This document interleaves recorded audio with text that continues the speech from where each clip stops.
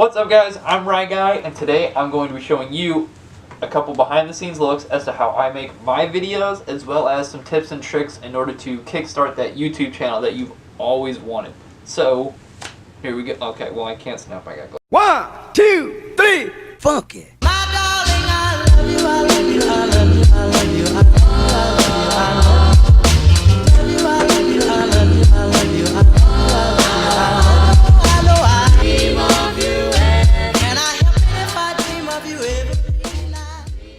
So we're going to start this video off with a tip. One of the biggest things in making a YouTube channel is finding a very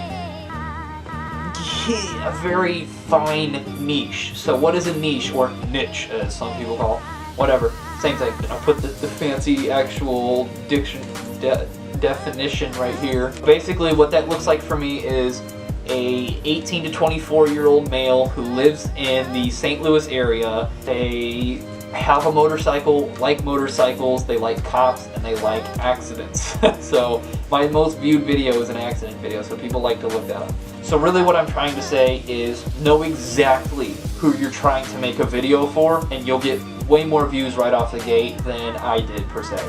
So there's a quote from a book, it's called The One-Page Marketing Plan by, I don't know, I'll put the picture of the book right here. And one of the tips that he gives is you want your target market to be an inch wide and a mile deep. The more you can make somebody feel as though, wow, that video's for me, the better.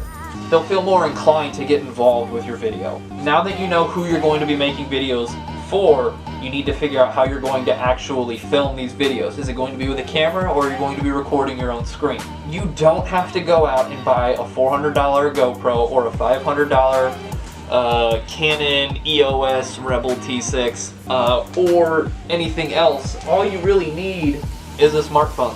Honestly, this is a Samsung S8 Plus, and I filmed the entirety of, well, except for the beach parts, but I filmed like 95% of my Hawaii video with this phone, and I think it looks great personally. What I use is a GoPro 7 Black Hero, yeah. GoPro Hero 7 Black, I think is what it's called.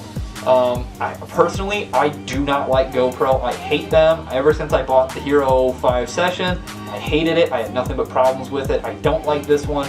The things don't work out of the box. You have to install an update. The Wi-Fi stuff never works with them. There's always issues with them. Their customer service is great. The lady I talked to was awesome, but they have so many problems and they're so overpriced. So to sum all that up, you don't have to buy a super expensive camera. I did, and I kind of wish I didn't. There was no real need for it. The only thing I guess I really needed was a good GoPro. I only bought it because it had the Hypersmooth, and it did pay off. I do like that. So your phone is fine. Don't feel the need to go out and spend $500 on a camera. Unless that is you want to and you have the money, then why not? The next behind the scenes thing is the editing software. Now I get asked this question, I say this all the time. I say I get asked these questions all the time because I literally do. At least once a month I'll have the same person, or like it's like 4 or 5 people. The same 5 people text me once a month and ask me what editing software I use. And I'm gonna put this in the video here, here, and here, and here, and here. Literally everywhere, because I answer this question for these people all the time. I use Wondershare Filmora, and I'll show you what that looks like over here. So this editing software is really good, especially if you're just beginning. It's literally, I think their slogan is like video editing simplified or something like that, and it truly is. People ask me all the time, what do you use and is it free? You shouldn't let the cost decide exactly what software you use. Now, I realize that people are on budgets and stuff like that. The second you bring up a $sign with an editing software, they're like, ugh, disgusting, I'll never touch that. I really think spending $40 an entire year for 12 months, somebody do the math, that's like a couple dollars a month. Literally, it's so worth it. You have to get really good at File Explorer. One thing about YouTube videos is you have to get great at File Explorer. You have to know how to navigate all this crap. And after a while, it takes like 2 seconds. It's a very simple thing to use. This is how you go. This is like the playback window or whatever it is you want to call it. You want to take this section out. I don't want Nick doing his dope wheelie. Okay, well, we'll cut again. We'll right click this and then hit delete on the keyboard. Boop, goes away. And drag that over, and now Nick should be pretty much gone. Boom. Wow. Oh, that was so hard. Oh, you wanna add a subtitle to it? Boom. Oh, bow. Oh, look at. Oh, that's so cool. Oh, big. Wow. Thank Big Gay. You want to fade this in? Oh, wow. You want to fade that transition and look super dope? Boom. Oh, wow. Awesome. Literally, this is such an easy thing to use. They cut and dry. It's all cookie cutter. All of this stuff is so simple to use. You can get cool stuff like this. So I don't use a lot of these things, but some, like you can see if you've watched my old school videos, I used to use this all the time. This is just what I use. You can use whatever you want, and I don't think that you should really let cost, unless it's like some outrageous number, truthfully dictate which editing software you use. The other really big piece of advice is whenever you export a video, export it in the highest resolution that you can. It is going to take so much longer and take up so much more space, but it is so worth it in the end. So now that you guys know who you're filming for, how you're going to film, and how you're going to edit, now what should you really be filming? You want to film something that is fast-paced, that keeps people's attention, something that's exciting or funny or serious or whatever it is your video is. Make sure it's extremely that emotion. If it's just 50 minutes of you unedited playing Fortnite with your boys on a Saturday night and your mom's yelling at you to do the dishes from downstairs, nobody wants to watch that. I'm not trying to be rude to anybody if they have a channel like that. I'm not trying to discourage anybody, but that's simple facts. It is so hard to get people to take 5 minutes of their day to watch something that you made. Another big word of advice is make your titles super relatable or searchable. You'll probably hear this all the time. Okay, stop the video. The biggest thing that I can tell anybody, and I know I've said this, I don't care. The biggest thing, oh, I forgot what I was gonna say.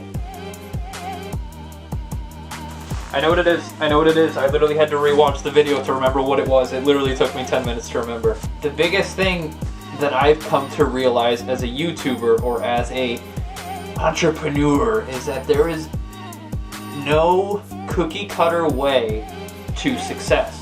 You cannot follow each and every single one of these steps to a T, or use every camera that I use, or use the editing software, or use the same jokes that I do and still be successful. It is up to you to see what works and what doesn't. If there was one video out there that was like, you do this, you get 1 million subs, then everybody would have 1 million subscribers. You need to take bits and pieces of what works best for you and apply them all together, and then you will have your own successful YouTube channel. When I changed from the mentality of I'm gonna find that perfect video soon to I'm going to find a handful of videos that I can compile all my thoughts and the good points of them and put them all into one video, and it'll work. Another big tip, before you post your first ever video, what I want you to do is be patient. I know that's the last thing that you want to hear, and what I mean by that, the second you make your first video, do not go and post that. Do not post that first video the second you finish. What you need to do is you need to make 2, 3, or 4 videos all ready, and then be able to post videos regularly. That way you have if you post once a week, you have an entire month that you could potentially take off and still post a video every single week, and it's already done. That way you will always be ahead of the game. You'll be a month ahead of schedule, and you'll never do what I'm doing right now. Be prepared, take your time, do it right, and the views will come. And if they don't, ask people what's wrong. And if they're good people and they're good friends, they'll tell you. I know this was more of like a how to start your own thing and a little less of like how I do my thing. If you have other questions of behind the scenes, let me know down below and I will absolutely respond to them. If you found this video helpful, be sure to leave a thumbs up. Oh yeah, make a persona. This is hot. This sucks. This is uncomfortable. I hate this.